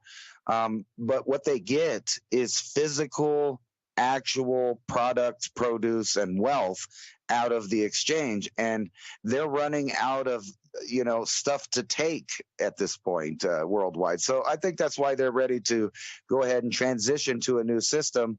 And when they do that, lots of wealth will be transferred, and no one will know how or why or be able to trace what happened to it. It'll just be in new people's hands. And I think Bitcoin's one of those avenues that it's going to happen. From what I understand, no one can take the Bitcoin from you. Although there have been thefts of Bitcoin and different things like that, those were all people that did not protect their information correctly, and that's how it was taken. So if you have a Bitcoin, no one can take it from you. The government can't take it from you. People can't rob you from it. It's wealth that's hidden and out of the hands of stuff.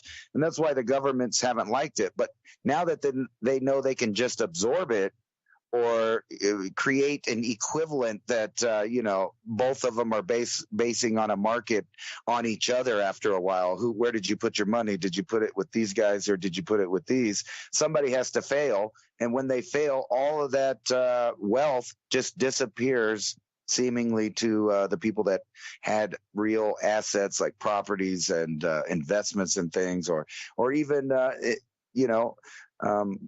the real precious metals that they own. They'll now have to break that out as their reserve currency because the digital currency that they might have put it in has converted to something else, or the paper money that they've been accustomed to using has disappeared. And what does that mean for the banks? That means all those digital zeros and ones at some point can just equate to zero, because all of a sudden the dollar is not doing anything.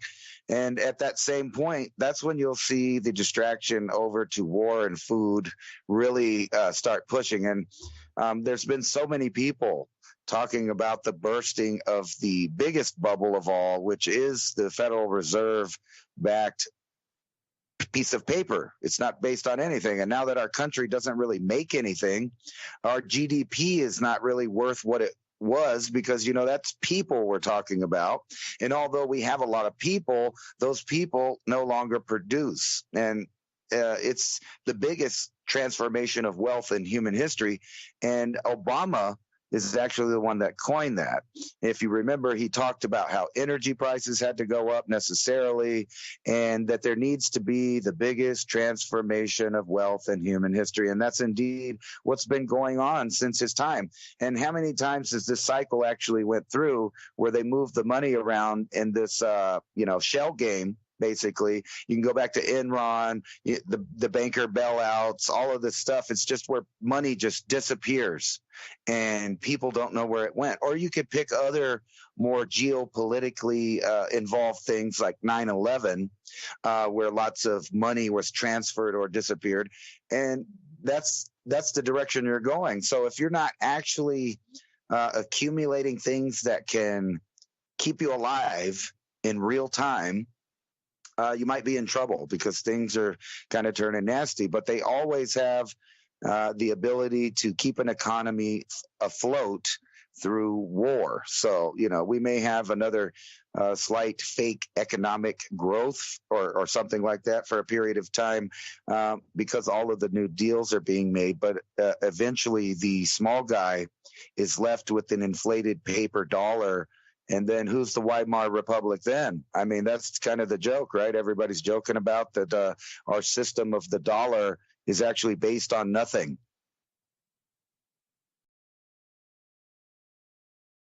Except our ability to promise that we'll come in and whoop the tar out of you if you don't agree. That's what the agreement was. Got to come in and tell you what to do. There's a great book. I know I spoke about this one time before. I think it's called Rotten Fruit. It was written about the coup and subsequent civil war in Guatemala in the 1950s, because Dole Banana Company, a famous banana company, pineapple company at that time, owned, I don't know how many acres, about 1 million acres under production in Guatemala. And the new government came in and was like, well, you need to pay taxes on that land at the fair value. Apparently before, there was some kind of underhanded shady deal where they're only paying a fraction of the taxes, obviously greased palms from that.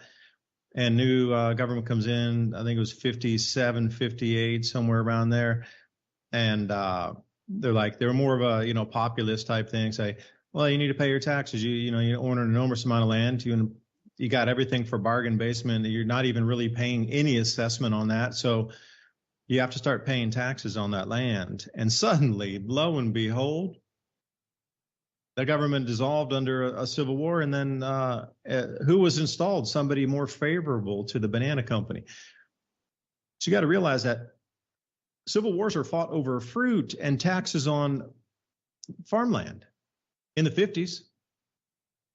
That's the level U.S. went to reinstall a new friendly Western pro agriculture government in there that wouldn't require the taxes to be paid by the American companies operating in Guatemala in the 1950s. That's how far back it goes. And that's the level to go to. One company can actually have an op done for their company in a country to destabilize it so they don't have to pay taxes. It's like a pay for play. Okay, Dole Company probably has a lobbyist that hits up one of the 3-letter agencies and said, we need to stop this taxation thing. Okay, we'll do it. We'll do it for this percentage. And then ongoing revenue continues to roll back in. So I'm really wondering what the ongoing revenue is from that op that was carried out in the late 1950s in Guatemala that Dole still pays to those agencies. It's probably a lifetime contract. You do it once. Okay, we'll pay you as long as we're in business. We'll continue to pay. I'm really wondering, how much has been transferred, but how much has been saved in taxes during those 40, 50 years also. I mean, everywhere you look, people are tired of the bullying. People are tired of the broken promises of retrieval of their gold, which is not forthcoming. People are a little bit tired of them having to have dollars and use the SWIFT system and are penalized if they choose to go outside that and try something new, that they'll suddenly have sanctions put on them. There's a lot of things if you can think back in school when you used to be able to fist fight and you didn't go to, and it was just part of growing up. If you grew up in the 70s, you probably got into a fight or you seen a fight. It was just part of what school kids did. I know in this day and day, you couldn't even fathom such a thing. But people did after school, get off the school property so you don't get suspended. People would have fist fights. This is like all the kids in the school finally tired of that one bully, and 30 dudes are coming after the one guy in the back of the schoolyard, and even the teachers are turning a blind eye to whatever happens to the bully of the school. We're kind of seeing it in real time. And, talking about food, now the BRICS nations, in addition to all the Middle Eastern nations, are setting up their own grain delivery and grain exchange outside the US dollar. So anything traded amongst almost 20 nations in terms of food production. And this includes places like Kazakhstan. To answer your question, Ransom, if Russia has one of its the Western Front gets bogged down where a lot of agricultural production is, Kazakhstan, which has 10 million extra tons of grain, has agreed to split what it normally sends to China to divert some to Russia if needed. Because Kazakhstan is the breadbasket for China. Almost all the production goes to China. Now, the Ukraine used to export or produce 30 million tons of grain and export 20 million tons. But if anybody's seen any images lately of that place, I don't think there's going to be very much coming in the way of grains this year from the Ukraine. And everywhere you look, I saw that article you just sent about the solar cycle. There's an enormous amount of things currently that are jet streams are out of the flows. There's just a lot of things that aren't working correctly. So we're even getting more damage to the system of agriculture that relies on normal rainfalls that can be predicted. And that normal wind patterns can be predicted, planting and harvesting dates can be predicted. Because one thing that's happening in the amount of wind, the wind damage, the wind velocity, the speed of the wind across the planet is definitely upticking. If you've noticed, every time a storm comes in, it's faster, it's sideline winds. For anybody who's been outside and noticing nature, wind is very stronger on these storm fronts. I've had more, umpteen amounts of people, because I run the Adapt 2030 channel, and a lot of it's about this type of cyclic change and these mega storms coming in, predicted on cycles, that in this last 2 to 3 months, I've had a huge amount of people, like way more than in the last, 8 years of the channel. These last 3 months, I've had more people write me about wind than I ever have before. Like, the wind is a thing. It's really starting to become ferocious in the storms and the hail events also, which damage crops. So now put this all into the jet streams are way out of their flows and going to continue to be more unstable. We got the sideline winds, which are never good for crops anyway. Those derechos will waste 1 million acres of crop in an afternoon. The hail's no good for crops either. That usually only hits a few thousand acres at a time, though. But with the winds increasing, the rainfall not being as predictable as before, too much rain bad, too little rain bad. So now we got that going on, this flip-flop of super soaker events, and then other areas drying out that used to be breadbaskets or very well-known agricultural zones like Spain. They're having a ferocious drought right now. I mean, you look at everything from the olives to the wine, everything in Spain just on hold at the moment because any kind of citrus products coming out. The only place that they're still very, they're able to produce is Almeria, where they have those, thousands of acres of greenhouses down there because they can climate control it. But a lot of that's been ripped up from the winds and the hail lately. So the food ecosystem that we're looking across the planet is one thing, but then the way the food producers are labeling your foods. So if anybody knows, today, March 1st, is the official date that all boxes in America have to be labeled with GMO product. Before it was a California specific thing, but now across the entire United States, March 1st, 2024, today is the food labeling deadline. So what does that mean for you and me? Well, if you go and you pick up a box of cereal like Cheerios or something, and you look on the back, it will say genetically modified. They quit using the word GMOs. They moved it over to bioengineering. So you'll either see like genetically modified or bioengineering. Is bioengineering probably more prevalent now on the boxes? They have to legally label it now. But there was a caveat in there, as you know there would be. If there was over layers and multiple layers of bioengineered crops, like you had GM corn and GM soy in a product with GM corn syrup from the cornstarch syrup that was also genetically modified corn original derivative on the dent corn, that all had to be labeled as genetically modified. But can you imagine reaching on the back of a box, genetically modified sugar, genetically modified soybean, genetically modified corn? I mean, any mother would look at that and go, what in the heck? No. So the caveat is, because there's so much GMO labeling and there's so much of it in our food supply in America, that they've given the option to the food producers to put QR codes in lieu of writing the ingredient list on the box. This also for our favorite insecta chitin, or I think that's how you call the exoskeleton of an insect, chitin or something like this. Also not very popular on the labels, so they're also allowed to QR code that. So multiple layerings of bioengineered food products or insect proteins included in the foods are now allowed to hide behind the barcode. Well, it's actually a QR code, QR code.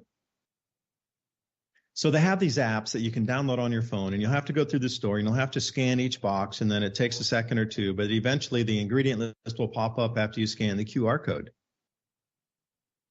But they realized too that people are busy and they barely read the boxes today anyway. And when they have the extra additional step of having to get out their phone and scan the box with a QR code, that is going to dissuade an enormous amount of people from even attempting to look.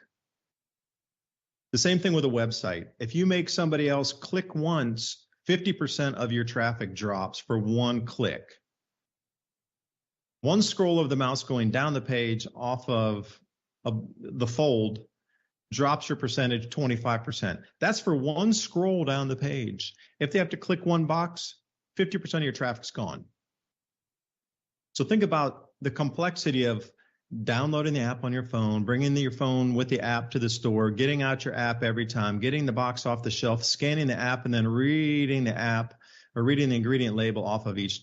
Very few people, probably 5%, maybe. But those are the same 5% that would have read the ingredient list and said, nope, back on the shelf it goes. So they're trying to disguise the degradation of the food. And also I had a number for you because I did a video on this, Ransom, here. The filler amount now is 28% maximum in the food supply. And you'll notice that there's a different texture and a different flavor to a lot of your favorite foods over the last 5 years because as food prices were going up and during COVID and the supply chains were breaking down, they allowed companies to add more filler into the food, knowing the same thing, that they weren't able to get the supplies that they normally do. So they've done an enormous amount of tests on this. I didn't realize like how many tens of thousands of peer-reviewed research papers there are on this. Of sugarcane, usually their favorite one in the filler industry is sugarcane. Because after they squeeze the juice out, you get something called bagasse. And then they strip the outer layer, and then you have that kind of white cellulose on the inside from the sugarcane. Once they bleach that, man, it'll mix into liquid clear as day, and you'll never even know it's in there. Same with foods. It doesn't discolor. It's pure white. It's fluffy. They can do any percentages they want. So tens of thousands of research papers on anywhere from 1% up to 50%. They did all these experiments, and the human body cannot, anything more than 31%, the human body will reject it.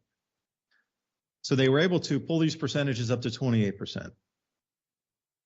So that's your allowable filler inside of food, which is not food. It's actually cellulose dust or cellulose powder from different plants. Sawdust, basically. But in a higher quality sawdust. It's pretty, it's white, it's transparent at times. So your allowable amount of filler, they can't go any higher on the filler. See, this is where another problem that they've run into a ceiling on food pricing. Is because before COVID, most companies were putting around 13 to 15% filler in because they were able to get things at a much lower cost than post-COVID or during COVID. But during that time when the companies were struggling on cost and profitability, they realized that they could just add more filler because they couldn't get their soybean supply, they couldn't get their corn supply, they couldn't get whatever their sugar beet supply or whatever it is that they needed for their production. So they just started putting filler. Now the filler market boomed. If anybody had stocks in this, cellulose filler market, you made a killing. Think about doubling the amount of product that they needed to put out. So we've run to the wall here. So the way companies were keeping cost on the food down was adding more filler. Now they've run to the maximum allowable amount, even through the USDA, which is like super absurd anyway. 30% of your food is now cellulose, almost. 28% maximum allowable by law. 31% the human body kicks it back and doesn't digest, and you have an enormous amount of problems because of that filler being, the cellulose being too high. The human body, you can't digest wood at that percentage in the food or in your stomach. So there's no more ways for companies to save food or save cost except for shrinkflation, which they've already shrunk it so far that they really need to start cutting down on the size of the boxes. And we could point fingers at them and say, look, you're talking about all the degradation in the environment and cutting trees and this, that, and the other, but your boxes are twice the size of the volume of the food inside the box. Now get a grip and cut your box size in half to reflect the food percentage in the box or the food weight in the box. You know, you get something, you shake it, and you can hear it shake from top to bottom because it's not full. These companies, at least 30% of their boxes could be reduced by, 30% reduction in the box size, because that's what they're doing, shrinkflation. They're removing 30% of the food volume and then still charging the same price or raising your prices. And the filler as well, they've run the cost. So a lot of things have hit their ceiling. It is no more, from this point is going to cost you more money. They've done everything, way, shape, form, and fashion that they can to cut their costs to keep profitability, but that game's run over. It's out of town now. So the next thing is just food prices up and up and up. And with this new USDA Food Labeling Act starting today, you're going to see a lot more scrutiny on the food supply. Like, myself, I'm not in the States now, but if I was, so if anybody wants to do a story, I'm going to give you a story that I would do myself. I would get the app on my phone and I would just go around a supermarket and just take a look at boxes trying to describe to hide the food ingredients in the QR code and just do a video on that. Just walk around and, look at what the different labels are of E. It starts with an E for insect proteins. There's like E201.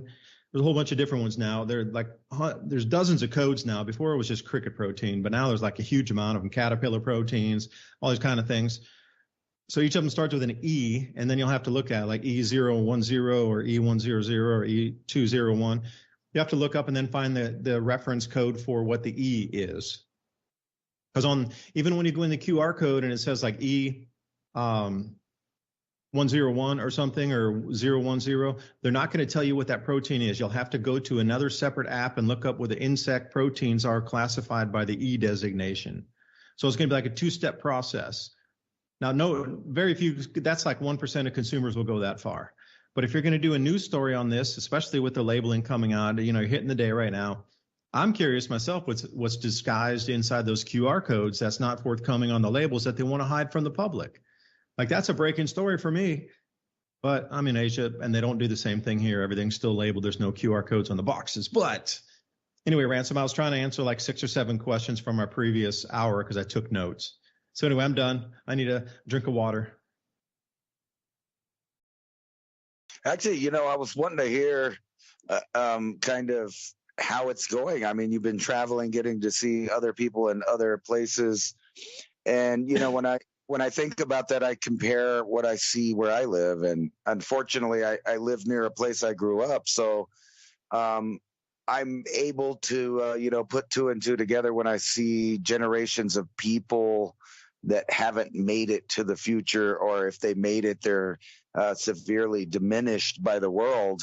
And it's something that's so much more prevalent than decades past, or even when I was growing up, but lots of people talked about it and warned about it, that, future parts of civilization would have massive amounts of poor shantytown areas. And I'm sure you've probably seen that on almost every science fiction movie about a dystopic future. It's over and over again, that message is sent out there. But now you can drive outside in most American cities and see it. It's no longer science fiction, but science fact. There's just little science to it. So there are signs all around us about the implosion of Western civilization.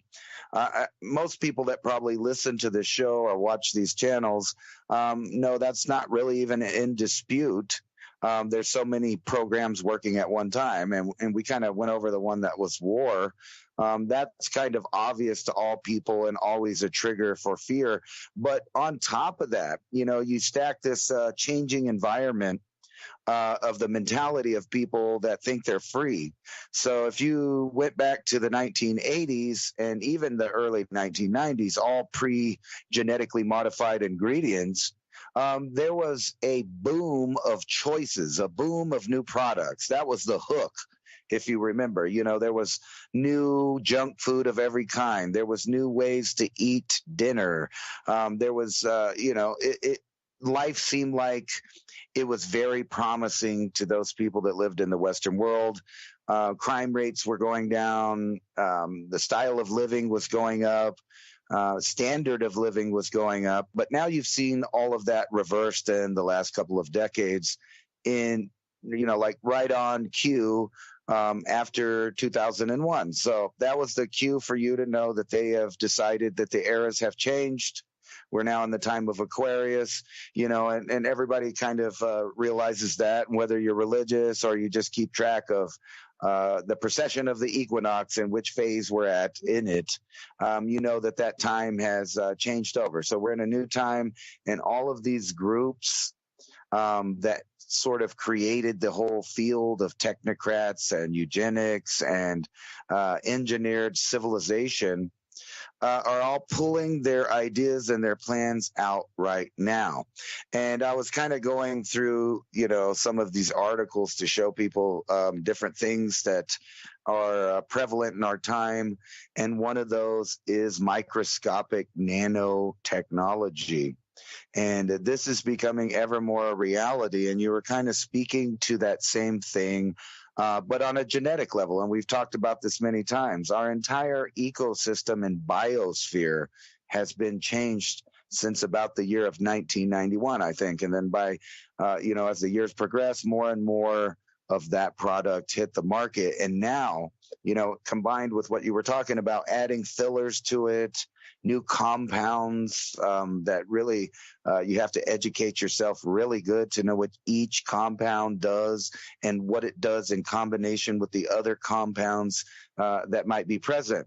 And then you realize, just regular everyday epiphanies of how these multinational conglomerate food distribution cartels have got away with things in the past, and they'll continue in that course of things in the future to get away with things. So Monsanto being one of them, just merging with another company, and then you get forgiven for everything that happened prior to that.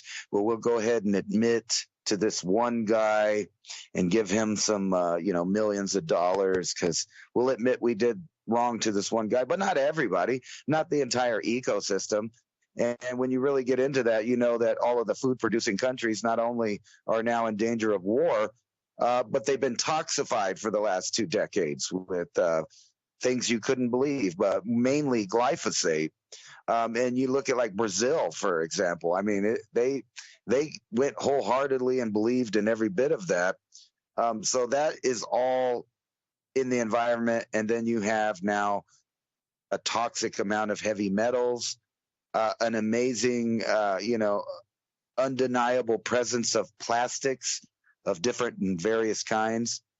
And they've even found out, I read a peer-reviewed paper recently where archaeologists digging down into layers of the earth that humans didn't even exist in are now finding that the plastics have permeated the bedrock and the layers of geology way past where we were present. So that tells you that you can't judge the environment now on dates and things because we as a modern civilization have saturated that.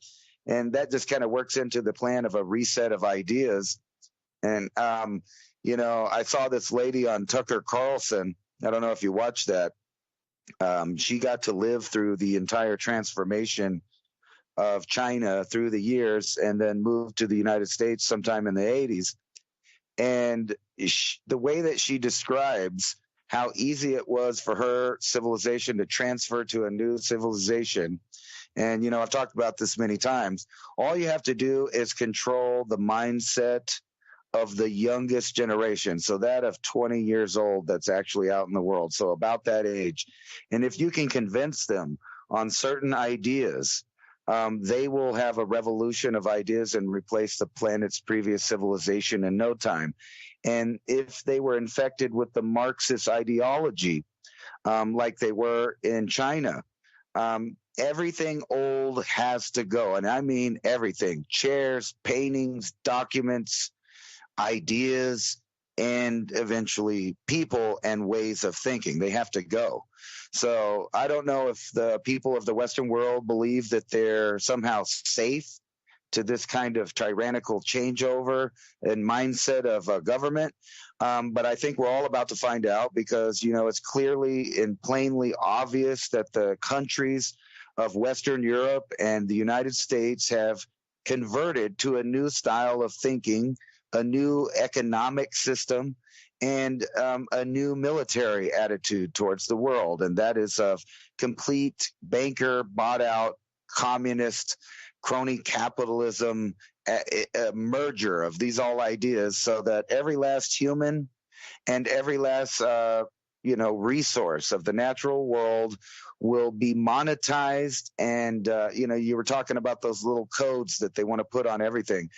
They are going to be put on us. You're going to have a phone or some kind of proof that you have participation in the new currency system, the new healthcare system, the new tracking system, et cetera, et cetera. It's all combined. And at this point, it's hard for anyone to argue that you can't be forced over into this new thing if they get the majority of a certain age group to do that, because we know over and over that has happened. And, the woman that was the guest on there that was talking about the reality of how they did it. Children literally beat their teachers to death in the school. And if you said anything against ideas that was going on with their, cultural revolution, you may just get beat to death or something worse on the spot.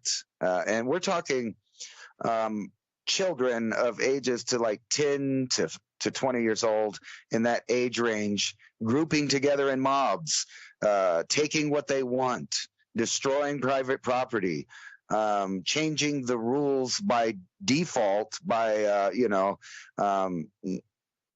scaring anyone into trying to say or do anything that has to do with the world previous to their existence.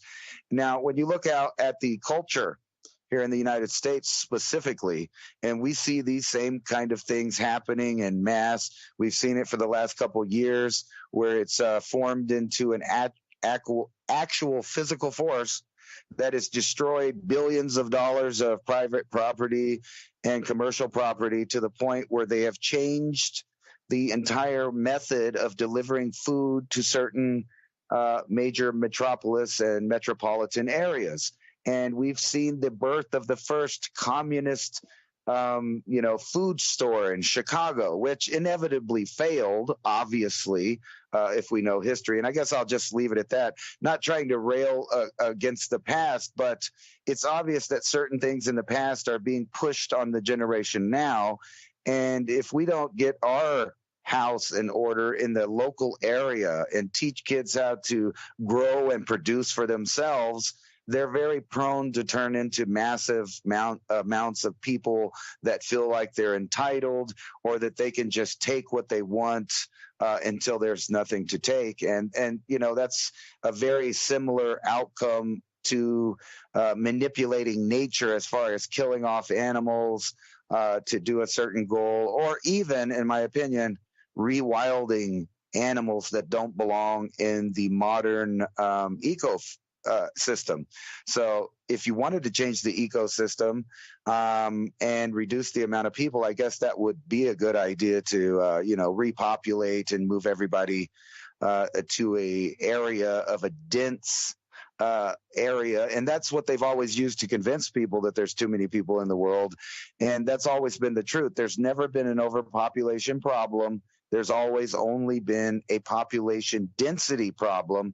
And that's because they move too many people into a small area, and those people do not produce the commodities that it takes to run a civilization. So, of course, eventually that system would collapse, just like it would in any ancient culture. When the food stopped, so did civilization. In every occurrence, whether it was man-made through government and democide, or whether, 3 or 4 volcanoes around the world decided to take a big burp, the same thing happens. Food production goes down, people go down, the number of people, and that's the phase we're in. And you know, I was going to show it again, these articles that they're pushing out now about nanotechnology and two-dimensional fabrics and materials, and then also the idea that scientists are completely and utterly confused when it comes to the magnetic field on Earth and its interaction with the sun,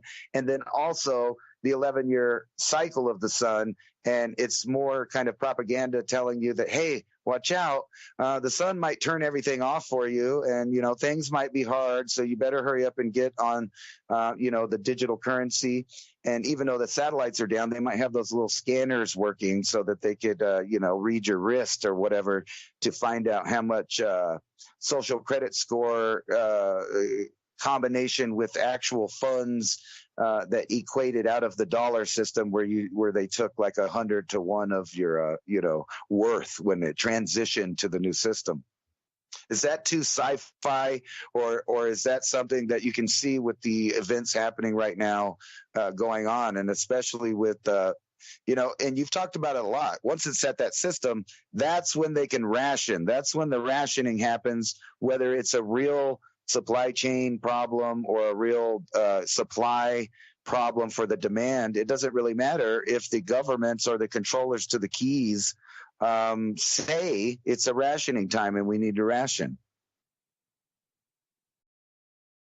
Yeah, if you had Starlink satellite, you could broadcast your own networks on the blockchain, your own transactions. You could be your own central bank if you have Starlink. So the traditional internet, if it goes down, if you got Starlink, you could do everybody's transactions, and you could be, take a little fee for doing that for people. Again, barter. What would you do? How valuable would that be for you to be able to broadcast transactions? If somebody didn't have access to the internet, but you got Starlink, still works, still goes out to the node, fine. But one comment as we close down here, the Cultural Revolution did sweep through China, and it had strongholds, obviously, in Beijing and the East Coast and bigger cities like Shanghai, et cetera. But in the western part of the country, the people realized that that was madness, and they started to hide the treasures that were being destroyed of the old world, that the Communist Party wanted to destroy everything old and just start from like 1949 and bring it forward. So the people in the western part, like Sichuan province, they hid the valuables. They wouldn't let the kids come in and destroy the temples. Like the further west you went and the further away from Beijing you got, the more they protected and the more they said no to this madness. So will it be the same from the West Coast this time in places like New York and Washington, or places down in Tennessee and rural Georgia? Like, where's going to be the spot where people are just going to say no, that where they're going to protect? Because that was the thing about don't come in and destroy our temples. And if people even buried things in their backyard because they knew the Red Guard was coming in, so they wouldn't destroy ancient China. Anyway, thanks for listening to us tonight. David DuByne signing off. Revolution Radio, please consider a donation. Hit the show notes, and we'll see you next week. Bye for now. Oh, Ransom, cool ads tonight at the break.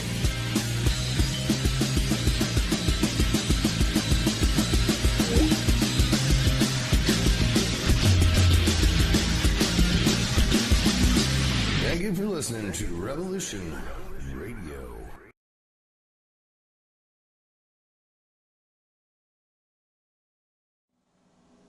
This is Mysteries in the Histories. Over a period of 6 weeks in 1994, the small town of Oakville, Washington was hit with a bizarre string of storms that rained weird gelatinous blobs all over the town. And then people started getting sick. This is the weird and still unsolved mystery of the Oakville blobs. It began raining the clear gelatinous goop on the 7th of August. No one knew where it came from or what it was. The blobs contained similar-looking white cells as humans. People in the town who had contact with the blobs began feeling sick and scared a few hours later. Residents in the small city reported that what fell from the sky was not water, but gooey, slimy, clear and translucent blobs the size of a grain of rice.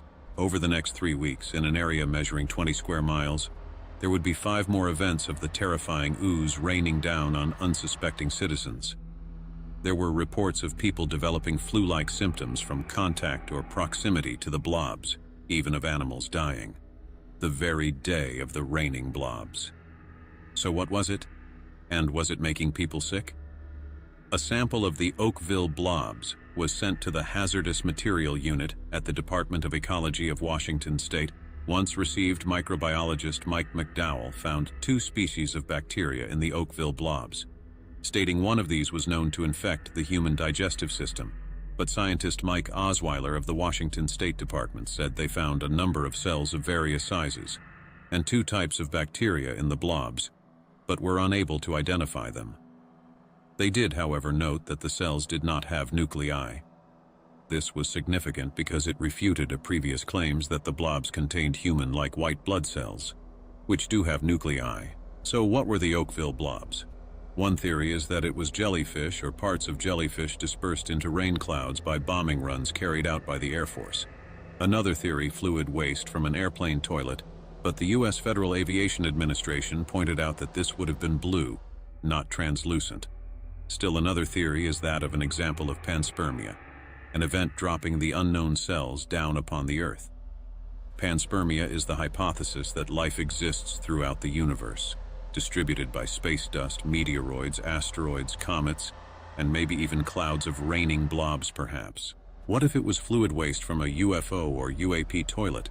Just think about that for a minute. Ever since the 14th century, there have been reports of a substance very similar to the blobs in Oakville being found elsewhere, called star jelly, astral jelly, or astromyxin, named after the legend that it falls from the sky during meteor showers. What if the blobs never rained in the first place, that they emerged from a more earthly plane? This would require overlooking the witness statements of those who saw the blobs fall. But it has been a theory. All the original uncollected blobs have long disappeared, and there are no known remaining samples of the Oakville blobs, including at the Washington Department of Health. They apparently have no records of ever receiving any, but allegedly. The Washington State Department took all known samples and somehow misplaced them. Inter alia, frog spawn, sodium polyacrylate crystals or algae have been the source of other blob events. However, there are many unexplained instances of the raining goop, including in 2013 when slime was found at the Ham Wall Nature Reserve in Somerset, England. Despite sending samples for DNA testing to the Natural History Museum, just like in Oakville, no conclusion was ever reached or explanation given. Raining blobs of Oakville is another one of the great mysteries in the histories.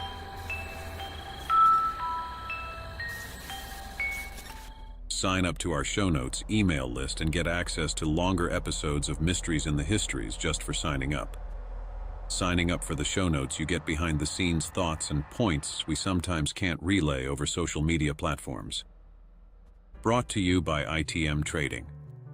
ITM Trading has spent the last 28+ years developing a team of expert researchers and gold and silver analysts to make this possible. Simply put, we build strategies which are historically proven to protect your wealth and assets through any economic downturn. 866-834-1422. That's 866-834-1422.